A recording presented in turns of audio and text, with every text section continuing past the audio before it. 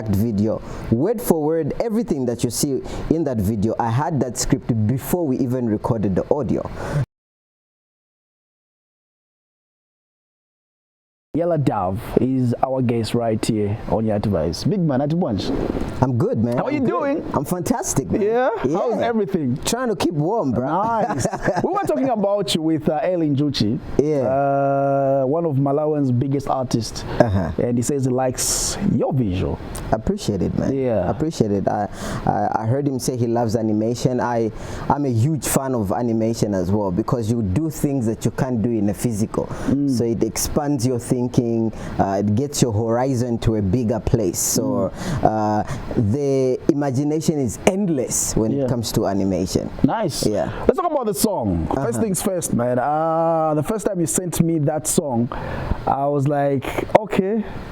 I'm looking at it, I'm like, okay, something different. But let's talk about the inspiration behind the song. Yeah. I wanted to get the biggest feature on earth. Okay, I was like, okay, so I've always wanted to do a song with Jesus, and then I was like, how do we get to do that? Because Jesus has already given us himself, which is the Word. He says, in the beginning was the Word was with God, and the Word was God. And in the 14th verse it says, the Word became flesh and moved in our neighborhood. That's the scripture that I used for that video. So it became a person, and then it shifted to earth. You know, and that's what Jesus did. So when you're reading his word, that's Jesus himself. So for me, I was like, okay, let me capitalize on this very knowledge, the fact that his word is himself. We use his word, we animate him, and he features in the video. So those were his exact words, the words that you hear the animated Jesus saying in his word. He's healing people, he's resurrecting people, only that we change the setting to UTH, which ordinarily would be what happened when he was walking in Jerusalem, healing people and making sure people are okay. So I had the idea for the longest time. You know, I was like, next year, in fact I had it like strongly end of last year. I was like, next year I need to feature Jesus. I need to find a creative way of doing it, so that, you know, when somebody gets to type Yellow Dove, they get to find that and see that, okay, they've worked together before, creatively, of course. So when it came to now visualizing it and really doing it, you know, I called people that do voiceovers, some of my DJ friends, told Easy about the idea that I would want to have conversations in the song. He didn't know what I was planning to do at the end of it, but I had the script of that video, this exact video, word for word, everything that you see in that video. I had that script before we even recorded the audio, you know. So when we were done with the audio, I sent it to the guys that did animation, and Easy saw it, was like, so this is what you were planning. So nobody knew what was going to happen. They didn't even know that this song would feature Jesus, you know. So even for them, it was just an experience to say, no, you've taken it a notch higher. We didn't know. For us, it was just like, the beat is nice, the chorus is catchy, but the fact that you were planning to really walk through the work of Jesus, so that when people are watching and maybe they are sick, they can, you know, be encouraged that Jesus heals. If people are watching and they've got dead situations in their life,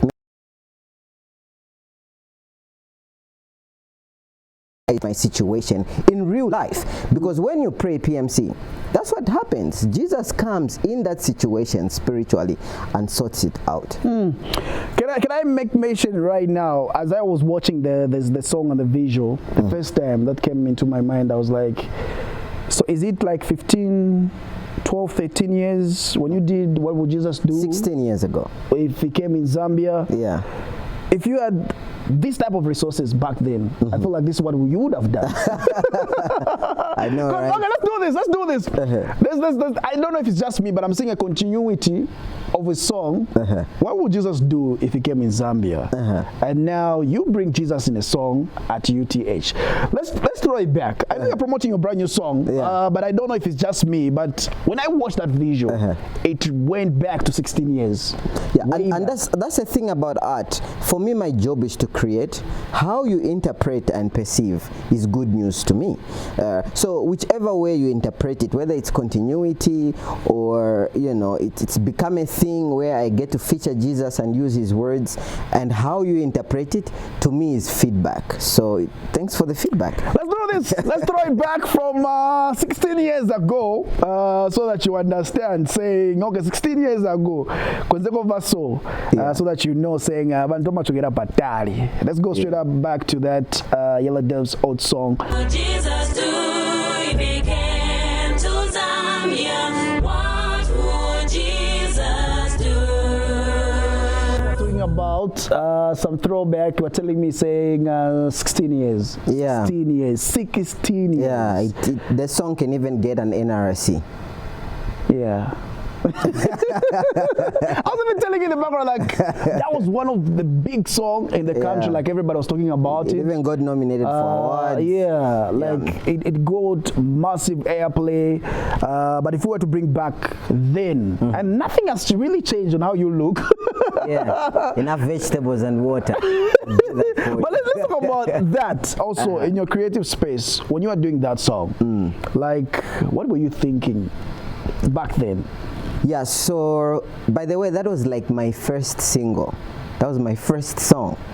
Yeah, so I was working with Ray Doe then.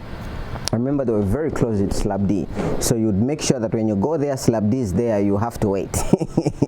They finish their thing and then you go in. So I asked him to give me any conscious beat, you know. So when he gave me that beat, I sat on it for a very long time.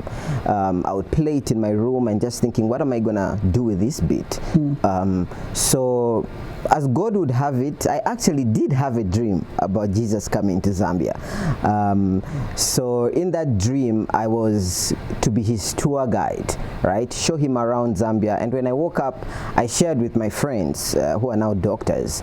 I was like, this is a dream that I had. So they laughed at me, we laughed it off. But then for me, that dream connected with that beat. You know, I just felt like I would share it on that beat because it was slow, it was very touching, you know. So I started narrating my dream initially it was just supposed to be one verse, like I just narrate my dream on that beat. Then ideas kept coming. I wrote verse 2, I wrote verse 3, and then I went back to Redo. I did the verses without the chorus. Went back home, started meditating on it and wrote the chorus. And he was even telling me, man, this is special. Is this your first song? I was like, yeah, it's my first song. It's like, this is a special song. He started giving me numbers. I remember he gave me a number for KB. He gave me a number for JT. I don't know if you still remember those guys. Yeah. Then I started getting phone calls. The first phone call I got was from Rough Kid. We need to do a remix, man. That song is dope. It's really dope. Then Redo was like, don't even try to do a remix with anybody. That song is special. Just push it the way it is, you know. And I remember going to a radio station. I won't even mention the DJ that I gave it to first, but he's very famous. He told me this song can't play. The owner of the station will probably ban it.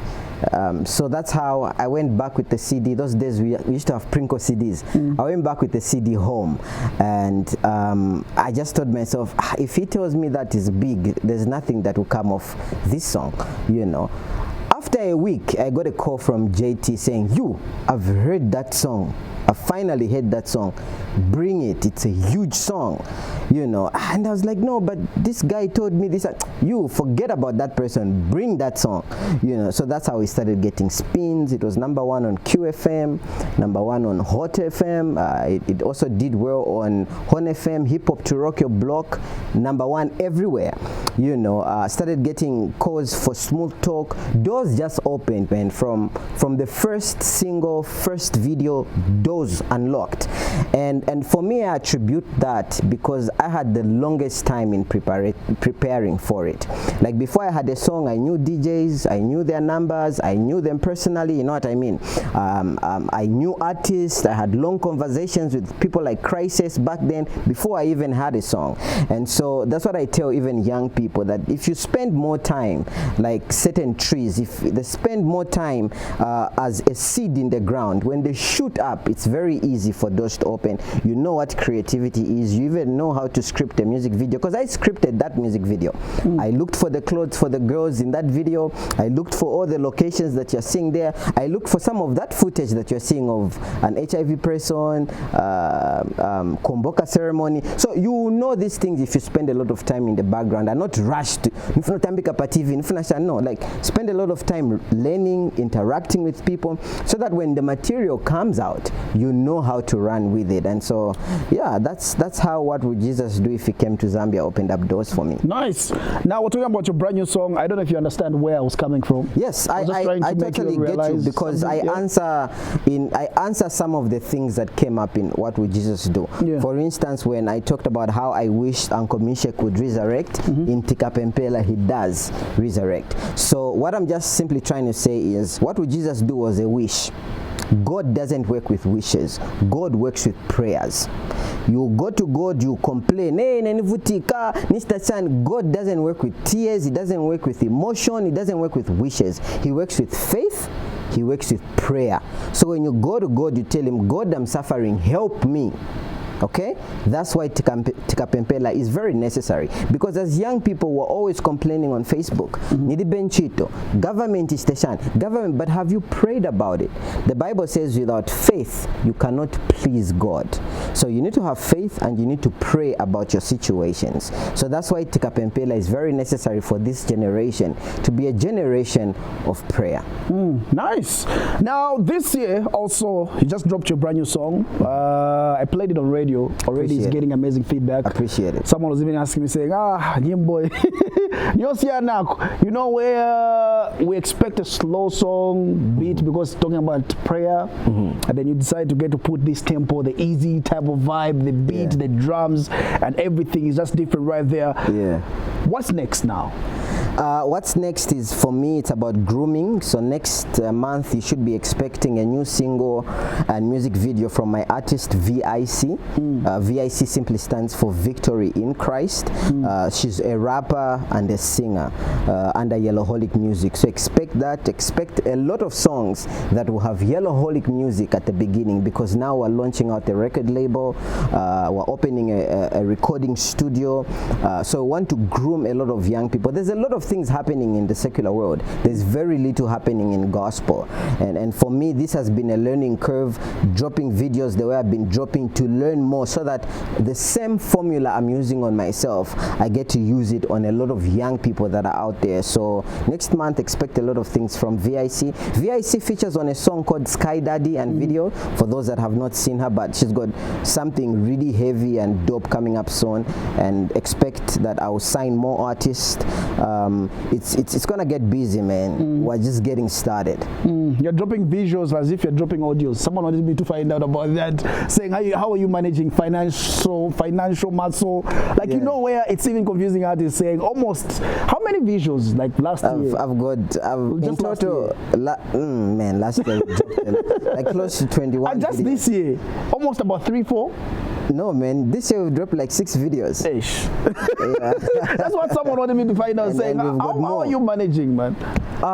So I always tell people the truth, that I'm okay with being broke and serving God. For me, this is not entertainment. People are getting saved from what I'm doing. People call me and ask me, lead me to God, because I heard a song.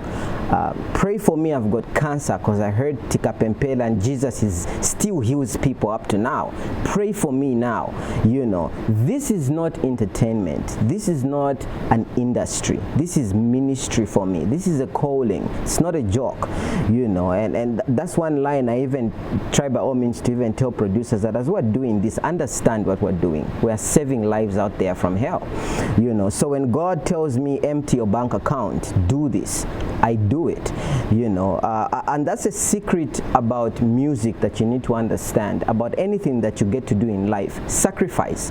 When you sacrifice, God comes through. I mean, it's a principle God used himself. Look at him. He sacrificed his only son, right? What does he have now? Many sons. Many people come to him. Many people worship him. So it's the same principle even people in the dark world use. When an artist would go to a nganga and say, I want fame, what would they tell them? They'll tell them, bring chicken, bring a cow, bring what? Bring your sister, bring your mother. All those things are sacrifice. And God, the most important thing that he wants, he doesn't want a chicken, he doesn't want a cow. He wants you to sacrifice your heart, to give him your heart and say, God, whatever you instruct me to do, I will do. And for me, that's what I've done. I've told God, if you instruct me to give out everything I have now, I will do it. And an example is the music videos, because that's great sacrifice. You find sometimes you do all of these things and you don't have rent money, you don't have money for food, but God has instructed you, like when we're doing Depart From Me video.